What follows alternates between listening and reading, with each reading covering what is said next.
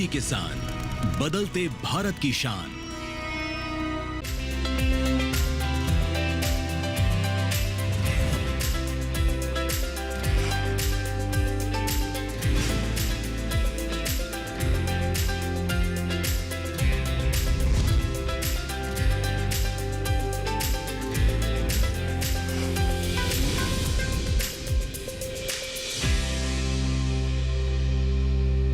नमस्कार, आप देख रहे हैं दूरदर्शन किसान चैनल। हमारे कार्यक्रम सफल किसान में मैं अदिति शर्मा आप सभी का स्वागत करती हूं। हमारे इस कार्यक्रम में देश के कृषि के क्षेत्र में सफलता की दास्तानें जो हैं वो हम आपको दिखाते हैं और आप तक पहुंचाने का प्रयास करते हैं ताकि आप भी उनसे प्रेरित हो सके। तो आज के हमारे इस एपिसोड में लेकर चलेंगे हम आपको चित्रकूट की ओर, जहां पर स्थित है दीनदयाल उपाध्याय शोध संस्थान, जो कि शुरू किया गया था नानाजी देशमुख जी द्वारा। बता दें आपको कि आज भी इस संस्थान के तहत कई कार्य किए जा रहे हैं जिससे कृषि के क्षेत्र में सकारात्मक बदलाव हो रहे हैं। देश भर के किसान यहाँ पर आते हैं, प्रशिक्षण लेते हैं, जानकारी लेते हैं और अपनी खेती किसानी को उन्नत बनाते हैं। हाल ही में 2 दिवसीय राष्ट्रीय कार्यशाला का यहाँ पर आयोजन किया गया, जहां पर देश भर से सम्मानित किसान, सफल किसान, पद्मश्री से सम्मानित किसान भी उपस्थित रहे। आइए आज इसी का दौरा हम करेंगे, इसी से जुड़ी जानकारियां आप तक पहुंचाएंगे। तो आज के अंक की शुरुआत करते हैं।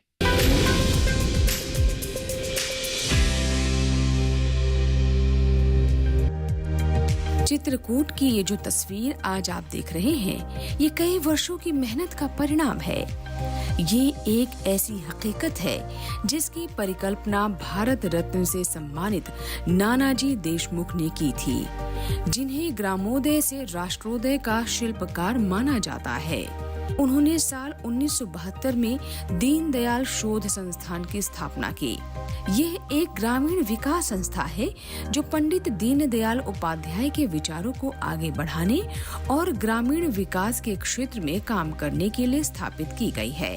वर्तमान में दीनदयाल शोध संस्थान भारत के कई राज्यों में काम कर रहा है और किसानों का मार्गदर्शन कर रहा है। नानाजी बहुत बड़े चिंतक, विचारक के साथ साथ प्रत्यक्ष कार्यक्षेत्र में काम करने वाले। 1990 में 75 वर्ष की उम्र में योग से चित्रकूट आए और फिर चित्रकूट में यह मध्य प्रदेश और उत्तर प्रदेश की जो 50 किलोमीटर की परिधि में आने वाली सारी पंचायतों में काम प्रारंभ किया। पंडित दीनदयाल उपाध्याय जी के जो एकात्म मानव दर्शन का चिंतन था, उसको और सरल शब्दों में समाज के सामने उन्होंने रखा और हम सब कार्यकर्ताओं के लिए उन्होंने एक ही था कि व्यक्ति गांव का स्वावलंबी होगा तभी स्वाभिमान से जीवन जी सकता है। तो स्वावलंबी बनाने के लिए उन्होंने हम सब कार्यकर्ताओं को जो कुछ 5 सूत्र दिए। गांव में कोई गरीब नहीं रहना चाहिए, गांव में कोई बेकार नहीं रहना चाहिए, गांव में कोई अस्वस्थ नहीं रहना चाहिए, गांव में कोई अशिक्षित नहीं रहना चाहिए और विवाद मुक्त गांव होंगे। तो एक था कि जनता की पहल, सहभागिता और पुरुषार्थ से जो काम होता है वही टिकाऊ रहता है। किसान को बाजार से कैसे जोड़ा जाए, उसको प्रोसेसिंग, वैल्यू एडिशन कैसे किया जाए। लेकिन मैं आपको एक चीज बताना चाहता हूं कि एक मूल चीज है बीज, और इस कृषि विज्ञान केंद्र में जो काम कर रहे हैं ये बीज का, वो सराहनीय है। नहीं तो यहाँ पे तो आके इस इलाके में आके कोई बीज का एक्सेस ही नहीं होगा। तो हम इसको बात कर रहे हैं कि इसको और कैसे इंटेंसिफाई किया जाए, अच्छे से अच्छा बीज यहाँ पे कैसे पहुंचे ताकि यहाँ के किसानों को वो मिल पाए, और बाकी भी जितनी जानकारियां हैं तो उसके लिए पूरा हम कोशिश करेंगे। ये संस्थान बेरोजगार सम्मेलन भी आयोजित करता है जिससे युवाओं को आत्मनिर्भर बनाया जा सके। गांव-गांव में हम लोग जाकर बेरोजगार सम्मेलन करते हैं कि तरुण युवक युवती आप क्या करना चाहते हैं, क्या सीखना चाहते हैं। तो नाना जी ने कहा था कि भाई जो सीखना चाहते, जो आपको तकनीक या ज्ञान आपको प्राप्त करना है, दुनिया में कहीं पर भी मिलेगा। तो दीनदयाल शोध संस्थान के गुडविल और श्रद्धेय नाना जी का साथ जुड़े होने के कारण तो दुनिया भर के विशेषज्ञों को हम बुला सकते हैं और उस सबके बहुत अच्छे परिणाम मिल रहे हैं और व्यक्तियों का जीवन स्तर सुधर रहा है और बाकी भी खेती भी ठीक ढंग से हो रही। खेती के साथ और सारे, एक है कि तरुण युवक और युवतियों में, तरुण युवतियां तो बहुत अच्छे से सिंसियरली काम करती हैं, युवकों में जल्दी से जल्दी अमीर बनना और बिना मेहनत और बिना श्रम के, ये थोड़ी सी कठिनाई आ रही है। लेकिन श्रद्धेय नाना जी ने जो मार्ग दिखाया है उसके आधार पर इस क्षेत्र को स्वावलंबन के मार्ग पर चलाने में हम लोगों को भारी सफलता मिल रही है और जनता का प्रतिसाद भी मिल रहा है। संस्थान के साथ साथ केवीके ग्रामीण क्षेत्रों में काफी सराहनीय कार्य कर रहे हैं, जिससे किसानों की समस्याओं का समाधान तो हो ही रहा है, साथ ही किसान नई तकनीक के साथ बेहतर तरीके से तालमेल बिठा पा रहे हैं।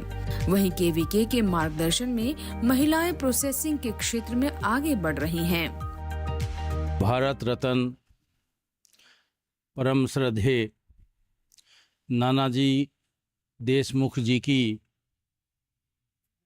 धरती, जहां उन्होंने अपना पूरा जीवन लगा दिया और ग्रामीण विकास को किस तरह से आगे बढ़ाया जा सकता है, उसका एक मॉडल पूरी दुनिया के सामने प्रस्तुत किया। ये कृषि विज्ञान केंद्र इस दिशा में अपनी भूमिका निभा रहा है और किसानों की भलाई के लिए क्षेत्र में काफ़ी अच्छा काम कर रहा है।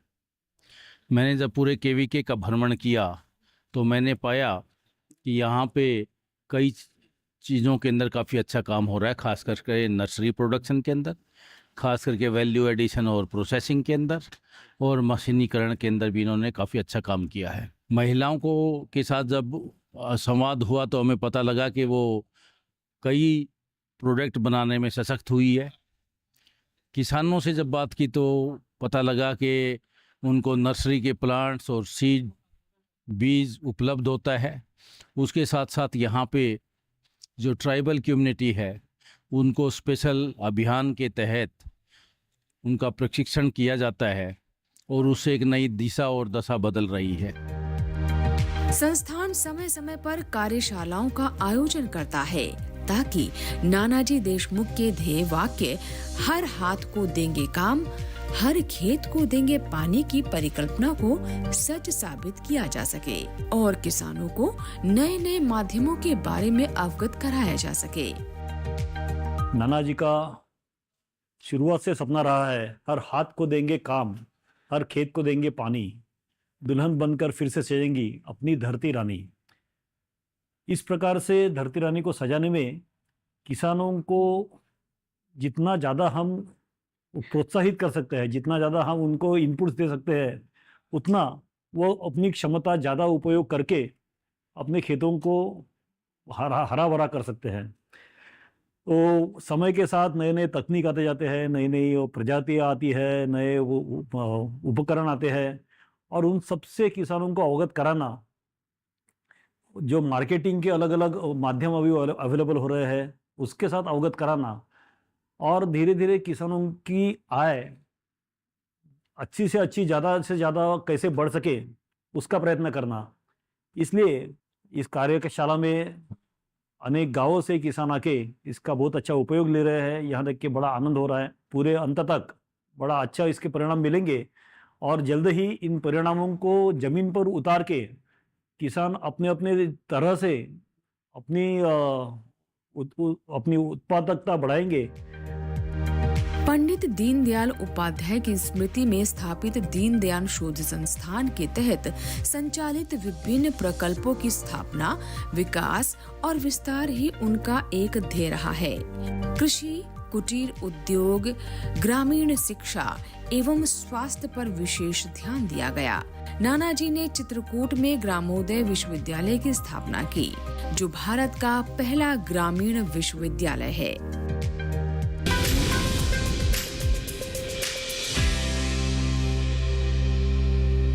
कार्यक्रम में फिलहाल वक्त हो चला है एक छोटे से ब्रेक का। आप कहीं मत जाइए, ब्रेक के उस पार बात होगी एफपीओ की। बने रहिए दूरदर्शन किसान पर, देखते रहिए कार्यक्रम सफल किसान।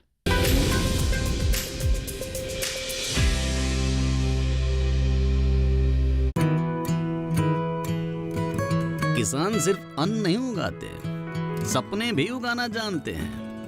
इन्हीं सपनों के लिए फसल उगाने का खर्च कवर करता है एसबीआई का किसान समृद्धि ऋण। जो पूरी करे प्रगतिशील किसान की हर आवश्यकता। ये लोन उपलब्ध है 5 लाख से 50 करोड़ की धनराशि तक। इस लोन में मिलती है क्रॉप साइकिल के अनुसार भुगतान की सुविधा। सिक्योरिटी के रूप में मान्य है एग्रीकल्चरल लैंड या कोई अन्य मान्य संपत्ति। इस तरह SBI का किसान समृद्धि ऋण बन रहा है किसान की उन्नति का आधार।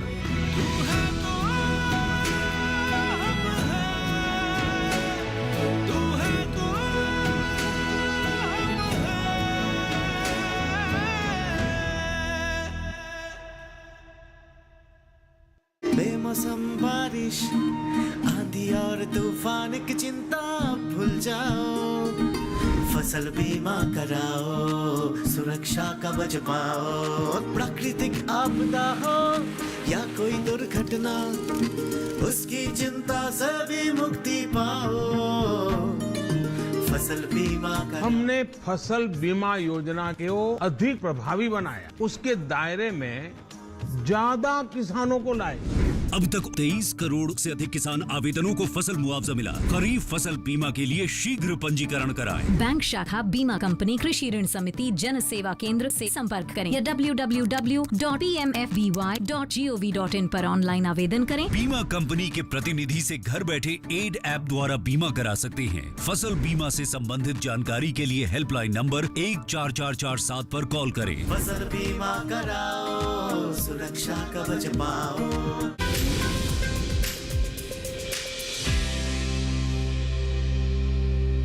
ब्रेक के बाद दूरदर्शन किसान चैनल के कार्यक्रम सफल किसान में आप सभी का फिर से स्वागत। आइए अब रुख करते हैं FPO का।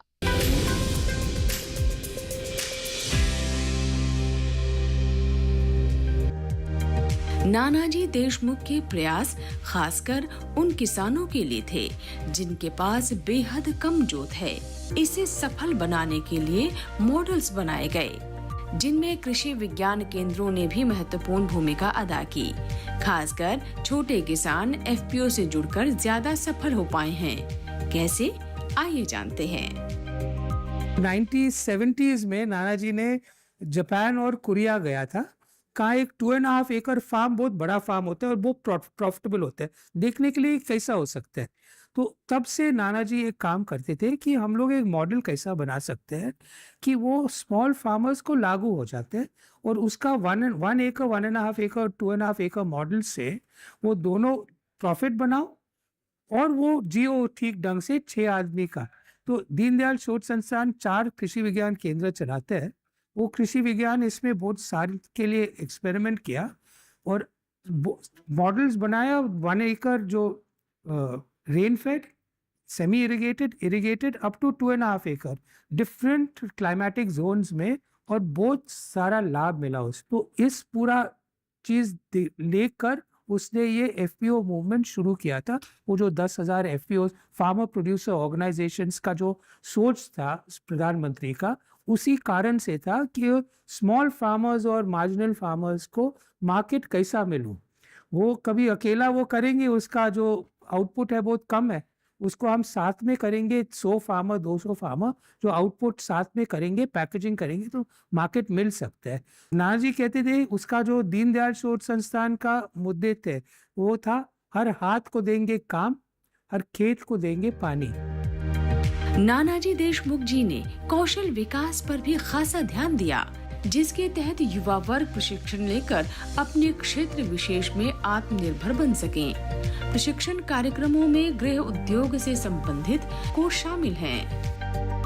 नानाजी ने जब उद्यमिता विद्यापीठ की स्थापना की थी, तब उन्होंने इस क्षेत्र में गरीबी और बेरोजगारी को दूर करने के लिए स्किल डेवलपमेंट सेंटर के लिए मॉडल्स यूनिट बनाई थी, जहां पर लोग सीधे प्रशिक्षण ले सकते हैं। इन्हीं प्रशिक्षणों को मान्यता प्राप्त करने के लिए खादी एवं ग्रामोद्योग आयोग भारत सरकार से मान्यता ली गई, जिससे जो व्यक्ति प्रशिक्षण ले तो उसको प्रमाण पत्र प्राप्त हो सके, जिससे वो आगे विभिन्न योजनाओं का लाभ उठा सके। उद्यमिता विद्यापीठ में गृह उद्योग से संबंधित सारे प्रशिक्षण दिए जाते हैं, जैसे बेकरी, मशाला इकाई, खाद्य एवं परिरक्षण, वेल्डिंग, प्लम्बर, इलेक्ट्रीशियन, ब्यूटिशियन, सिलाई, मोमबत्ती बनाना, अगरबत्ती बनाना, नमकीन बनाना, चिप्स बनाना, ऐसे ढेर सारे प्रशिक्षण हैं। कार्यशाला में आए युवा उद्यमी बताते हैं कि उनके एफपीओ में करीब 325 सदस्य हैं और अरहर प्रोसेसिंग, हल्दी प्रोसेसिंग, सरसों का तेल, सब्जी उत्पादन जैसे अलग अलग कार्य कर रहे हैं। हमारे यहाँ 325 सदस्य हैं, जिसमें कुछ सदस्य जो है अरहर प्रोसेसिंग का काम करते हैं, अरहर दाल बनाते हैं। कुछ सदस्य जो है हल्दी प्रोसेसिंग का काम करते हैं और कुछ सदस्य जो है मस्टर्ड ऑयल में काम करते हैं। 335 सदस्य हैं, जिसमें से आधे सदस्य ऑर्गेनिक प्रोडक्शन में भी काम करते हैं, जैसे कि वे वर्मी कंपोस्ट बनाते हैं, और अत्यधिक किसान दुग्ध उत्पादन और सब्जी उत्पादन में काम करते हैं। एक अन्य एफपीओ संचालक का कहना है कि वो भी करीब 450 किसानों के साथ आगे बढ़ रहे हैं और उनके ये प्रयास दलहन और मिलेट्स की खेती में इजाफा दर्ज कर रहे हैं। सिर्फ खेती नहीं, बल्कि इनकी प्रोसेसिंग करके कई राज्यों में सप्लाई की जा रही है। वो बताते हैं कि उनके एफपीओ से जुड़े करीब 200 किसान जैविक खेती अपना चुके हैं। हमारे यहाँ दलहन को लेकर और मिलेट्स को लेकर एफपीओ गठन हुआ है 2021 में, करबी ऑर्गेनिक एफपीओ, जिसमें हमारे पास आज 450 किसान हो चुके हैं और यह पूरी तरह से दलहन और मिलेट्स पे खेती करना प्रारंभ कर दिए हैं। जो पिछले कई दशक में जो है इसका कमता जा रहा था खेती, आज वो है फिर से पुनः उसको बढ़ाया जा रहा है खेती में, और जैविक तरीके से खेती कर रहे हैं, जिसमें हमारे पास 450 किसान में 200 किसान जैविक खेती तरीके से कर रहे हैं काम, और उनका प्रोडक्शन हम एफपीओ खरीद भी करते हैं। साथ में ही प्रोसेसिंग यूनिट यानी कि एसएचजी समूह की महिलाओं द्वारा दाल को प्रोसेस करके और मार्केट में भी उतारा जाता है। नाना जी की कल्पना थी कि उत्तर प्रदेश के 100 गाँव और मध्य प्रदेश के 100 गाँव, इन 200 गाँवों को हमें डेवलप करना है और इन गाँवों को हमें सामर्थ्यशील और आत्मनिर्भर बनाना है। और हमने लोगों से बातचीत की कि हर किसान के पास कम से कम 2 गाय हों, उसका गौमूत्र का कलेक्शन हो, गोबर गैस संयंत्र हो, गौ आधारित प्राकृतिक खेती हो एवं खेती आधारित कुटीर उद्योग यदि होंगे तो किसान की आय बढ़ेगी। और सूत्र है किसान खेत पर मेड़, मेड़ पर पेड़, 30 फुट पर फलदार पेड़, और गौवंश खेत पर गौमूत्र का संचय, गोबर गैस संयंत्र, गौ आधारित बहुफसली खेती एवं खेती आधारित कुटीर उद्योग, इस सब के माध्यम से किसान राजा बनेगा। आने वाले समय में 25 साल में ये स्थिति बनाएगी, फिर से उत्तम खेती मध्यम बनाएगा। ये जो नौकरी के पीछे लोग शहरीकरण हो रहा है, गांव से भाग रहे हैं, ये बहुत जल्दी रुकने वाला है और आने वाले समय में लोग शहर के लोग अपना जीवन बचाने के लिए गांव की तरफ आने वाले हैं। समाज शिल्पी दंपति योजना, इस योजना का मुख्य उद्देश्य था कि गांव का व्यक्ति गांव में रहकर ही आत्मनिर्भर बने, न कि पलायन नीति अपनाकर। इसे सार्थक बनाने के लिए एक दंपति को 5 साल के लिए एक गांव गोद दिए जाते हैं। योजना के तहत पति पुरुषों की समस्याओं के साथ खेतीबाड़ी से संबंधित जानकारी देते हैं, जबकि पत्नी महिलाओं की समस्याओं का समाधान करती। योजना को समझने के लिए रुख करते हैं योजना प्रभारी का। समाज शिल्पी दंपति योजना 1996 से प्रारंभ हुई है। श्रद्धेय नाना जी का मानना था कि समाज में काम करने के लिए गांव में ही रहकर काम करना उचित होगा। पहला प्रयोग उन्होंने एकल योजना शुरू की, जिसमें महिला और पुरुष दोनों गांव में जाते थे अलग अलग, और उन्होंने अलग अलग जाकर काम किया। वो 92 से 96 तक चला। उनको ध्यान में आया कि महिला हो या पुरुष हो या युवक हो या युवती, अलग अलग काम करने पर एक विषय छूट जाते हैं।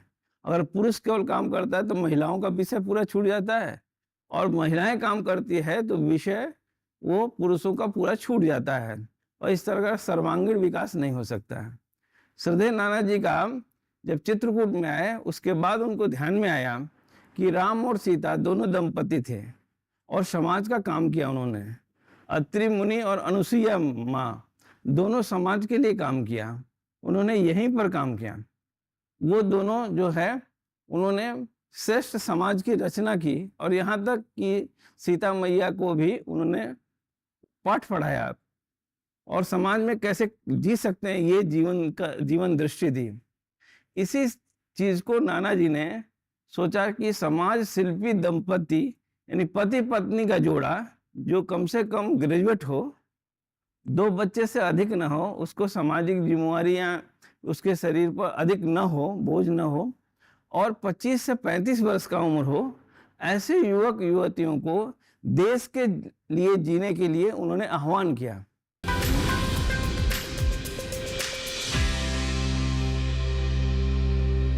कार्यक्रम में फिलहाल वक्त हो चला है एक और छोटे से ब्रेक का। आप कहीं मत जाइए, ब्रेक के बाद हम आपकी मुलाकात करवाएंगे हमारे पद्मश्री सम्मानित किसान भाई से। बने रहिए दूरदर्शन किसान पर, देखते रहिए कार्यक्रम सफल किसान।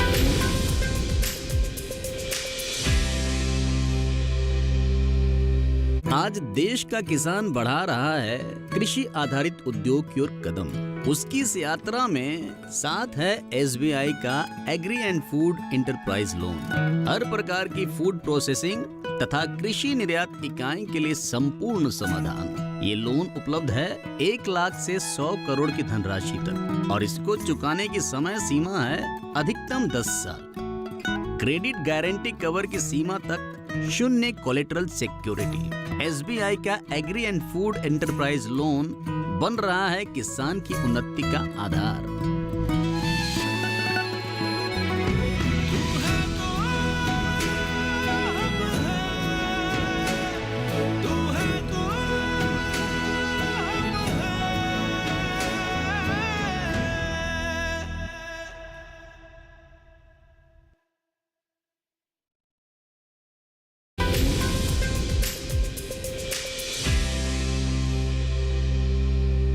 ब्रेक के बाद दूरदर्शन किसान चैनल के कार्यक्रम सफल किसान में आप सभी का फिर से स्वागत है। आइए कार्यक्रम को आगे बढ़ाते हैं, आपकी मुलाकात करवाते हैं पद्मश्री पुरस्कार से सम्मानित हमारे किसान भाई भारत भूषण त्यागी जी से।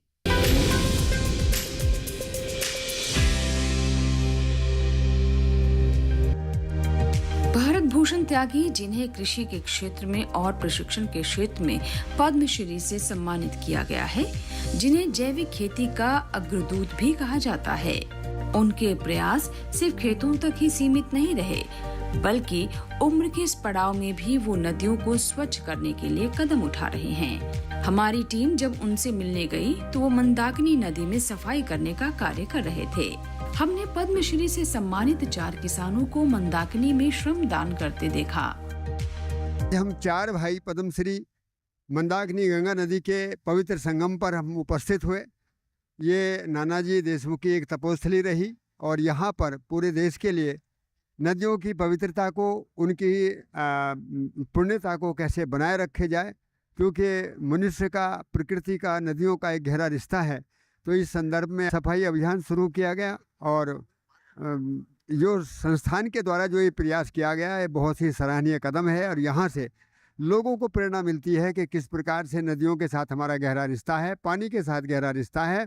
पानी का संरक्षण, सदुपयोग करना मनुष्य के जीवन के लिए एक मौलिक आवश्यकता है। हम सभी DRI के सहयोग से, DRI के साथ मिलकर हमने एक अभियान चलाया है कि हम नदी को सफाई करने में योगदान देंगे, जनता का इसमें सहयोग लेंगे, सारे समाज का सहयोग लेंगे, और हमारी माँ मंदाकिनी विरल रहे, अच्छे से बहती रहे, इसके लिए प्रयास करेंगे। भारत रत्न राजऋषि नानाजी देशमुख की तपोभूमि चित्रकूट धाम में माँ मंदाकिनी, जिसको यहाँ माँ गंगा के नाम से जाना जाता है, प्रभु श्री राम की तपोस्थली पे यहाँ आकर के जो हमारी माँ गंगा, जिसको मंदाकिनी माँ कहते हैं, उसमें 4 पद्मश्री, हमारे सब 4 पद्मश्री यहाँ पे हैं। एक जन सहभागिता के रूप में DRI के साथ मिलकर के एक इस अपनी मंदाकिनी मैया को अविरल कैसे रहे, पवित्र कैसे रहे, ये जो आप पीछे देख रहे हैं, ये सफाई का नतीजा है। तमाम श्रद्धालु आकर के यहाँ पे गंगा जी में डुबकी लगा रहे हैं। तो मैं धन्यवाद करना चाहता हूँ। DRI ने हमें बुलाया और हमें बड़ी खुशी हुई कि आज माँ मंदाकिनी के ऊपर हमने श्रमदान किया, कीचड़ उठाया, चप्पल जूते सब लोगों ने गिरे थे उसको उठाए। और हमें इस बात की और खुशी होती है कि पहले हम राजस्थान में श्रमदान करके तालाब बनाते थे, और आज देश की नदियों को सफाई करने का मौका मिला। कृषि एक ऐसा क्षेत्र है जो हर देश की रीढ़ है। कृषि में किए गए बदलाव देश की अर्थव्यवस्था को बदलने का दम रखती है। इसीलिए नानाजी देशमुख जी की विचारधारा गांव के विकास में कई राज्यों में खेती की तस्वीर को बदल कर रख दिया है।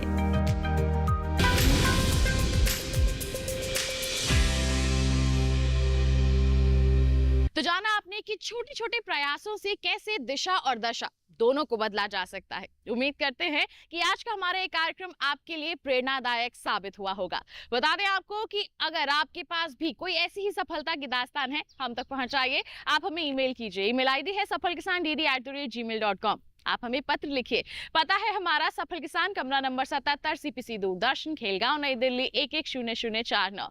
तो इसी वादे के साथ अगले अंक में हम फिर होंगे हाजिर एक ऐसी ही अनोखी दास्तान लेकर। तब तक के लिए दीजिए इजाजत, लेकिन आप बने रहिए दूरदर्शन किसान पर। नमस्कार।